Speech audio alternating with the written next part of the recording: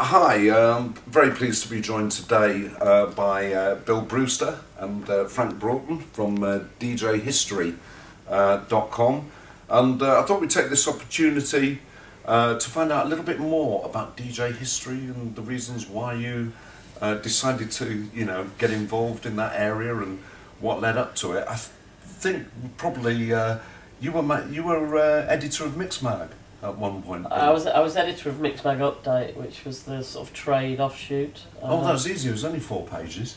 Well, yeah. When I did it, it was 16 pages. Oh, was it? Okay, yeah. Probably more releases back then. Yeah, I was editor of Mixmag Update. I was originally working for a football fanzine, and I left that and came to work for Mixmag Update. And after I'd been doing that for a year, they wanted me to go out to New York to run the New York office. And we also had a thing called Mixmag USA Update in the New York office, of which Frank wrote most of. Right. And that's how Frank and I met, was in New York. Oh, so you guys actually met in New York? Yeah. I'd been there for about 3 years, I think, and investigating poverty and journalism. Oh, right. And how they combine. Quite successfully. And Bill was my new editor. I'd been contributing to Update USA for a while, and Bill was my new editor, so I went to go and meet him, and he's wearing a Grimsby shirt, and I'm from Lincoln, so... That's just typical, isn't yeah, it? that's how it was, on the corner of Bleecker and Broadway, I think it was. Right. So, good record shop street. Yeah. Bleecker Bob's. Yeah. But within a couple of weeks, we decided that we were going to write a book together, and the first conception of it was that it was going to be a history of New York disco, based on a lot of the crazy stories we'd heard from people in clubs. And then I guess a couple of years, maybe 3 years later, we were back in England, and a friend of mine who was a commissioning editor at a publisher said, well, why don't you write the history of the DJ? No one's ever done that. So that's really where what we do springs from that book that we wrote, which is Last Night a DJ Saved My Life. That was a pretty good thing to, within a week of meeting each other, to decide on. That book's now become a staple. I think it's fair to say. I think it's just about stops in every library, isn't it? Yeah, it is. I mean, it's far surpassed our expectations. I remember having a discussion with Frank about it after we'd done it, saying, if we sold 50,000 copies in our life, that would be mind-blowing, and it's far outsold that. So, yeah, it's way surpassed what we ever expected it to do. Yeah. When was the last update you did? 2007, but to be honest, that's it now. There will be no more updates unless something cataclysmic happens. No, I think that's it as far as updates are concerned. I think we need to leave it alone and kind of scratch something else. Right. But what a start! I guess you couldn't really have asked for a better launch pad. Well, it's kind of the catalyst for what we do now, really. Yeah. I mean, all the things... We launched a website to go with it, because it was 99 when the book came out, and back then it was quite a new thing to have a website. We thought, well, we'll get one of those, maybe it'll help sell books. And a year later we added a forum, and of course that became the lifeblood of DJ history. So we've got, I think, what is it, 10,000 members? 14,000. 14,000 members. Wow. And a lot of visitors come to eavesdrop on what they're talking about. Yeah, I've noticed that. You have quite a few lurkers. There's a lot of lurkers. Yeah. But that's really, I mean, when we realised how much traffic we were getting, and obviously how many people were on the forum, we spent a couple of years trying to turn it into a business, and it almost is. Said beautiful. No, it's for anyone who hasn't been on it. The forum is always interesting. There's a lot of characters on there, and I think you've got a really nice balance between DJs themselves. I quite like Francois Kevorkian's contributions to it. He always quite acerbic to yes, the point. yeah, exactly. He doesn't mess around or suffer fools gladly. You know, it's always lively, you know, intelligent debate. There's a lot of historical digging on there, and I guess really the forum is pretty much the nucleus for the whole operation. I mean, how many books have you done now?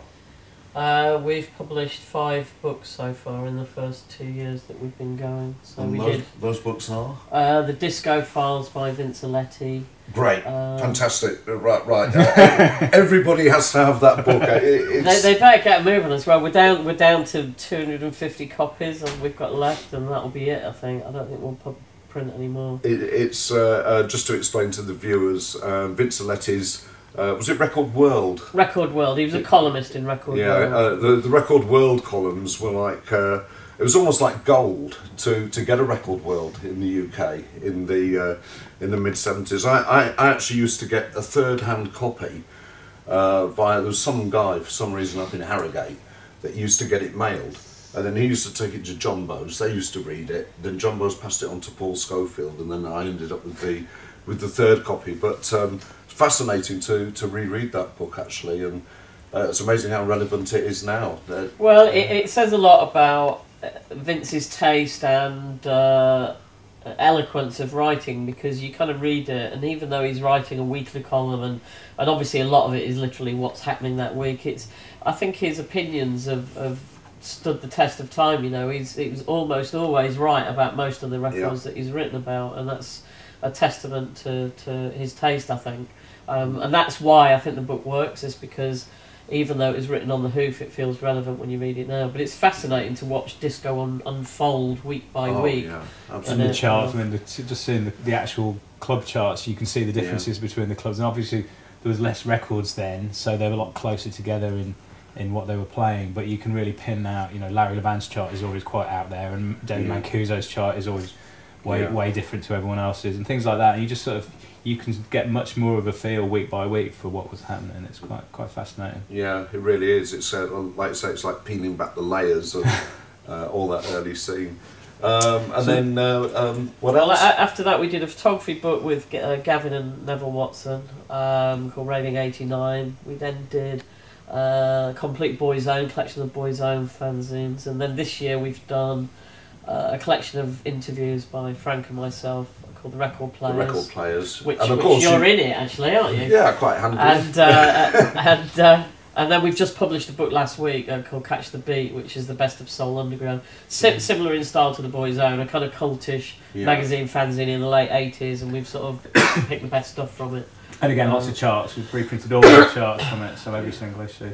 So everybody kind of feverishly cross-references with all these books, don't they? I mean, you must have a nucleus train spotter audience out there. Well, I mean, the thing is now you can just go on YouTube and find pretty much anything you've ever heard of, and someone has uploaded it there. So it's easy to kind of track down records and find out what they're like. I mean, you know what it was like when in the 70s and 80s, if you heard about records, you had no way of finding out if they were any good. Yeah. You know, you had to know someone that owned the record, or hopefully hear it on the radio. So much more difficult in those days.